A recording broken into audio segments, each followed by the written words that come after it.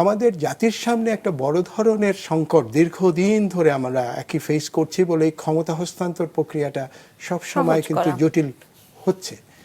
সেখানে হচ্ছে যে পলিটিক্যাল সেটেলমেন্ট, আমাদের দেশের রাজনৈতিক শক্তিগুলোর মধ্যে অনৈক্যটার মধ্যে একটা ঐক্য, মানে যেটা কঠিন কাজ, নিশ্চয়ই খুব কঠিন কাজ। সেখানে বিভক্তি এবং সংহতি, সামাজিক সংহতি, সামাজিক সংহতি তৈরি করার একটা ঐতিহাসিক সুযোগ তৈরি হয়েছিল, যেটা 70-তে নির্বাচনের মধ্য দিয়ে আমরা দেখেছিলাম। 71-এ মুক্তিযুদ্ধের মধ্য দিয়ে আমাদের জাতির জীবনের সবচেয়ে বড় মাইলস্টোন।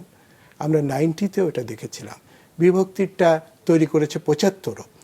হ্যাঁ, তো এই জায়গাগুলো একটা টেকসই রাজনৈতিক স্থিতিশীলতা তৈরি করার সুযোগটা কিন্তু এই মোমেন্টামটা আমাদের জায়গায় এসেছিল। এবং সেখানে সবচেয়ে লক্ষণীয় ব্যাপার হচ্ছে যে আমাদের জাতীয় ইতিহাসের ভরকেন্দ্র 47 থেকে 71, সে 71 কিন্তু নতুন ভরকেন্দ্র হিসেবে আমাদের জাতিসত্তায় আত্মপরিচয়ের কেন্দ্রে ছিল।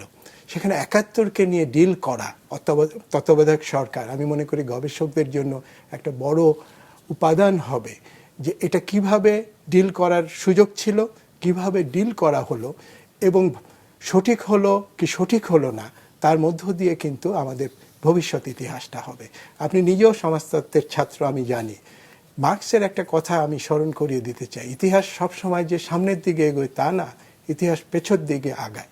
সো আমাদের যে অপরচুনিটি মোমেন্টটা তৈরি হয়েছিল 2024 সাল, ভাবিকাল বলবে, ভবিষ্যৎটা বলবে যে আমাদের এটা আগানোর জন্য মাইলস্টোনটা হলো না আমাদের এটা পেছন দিকে টানলো।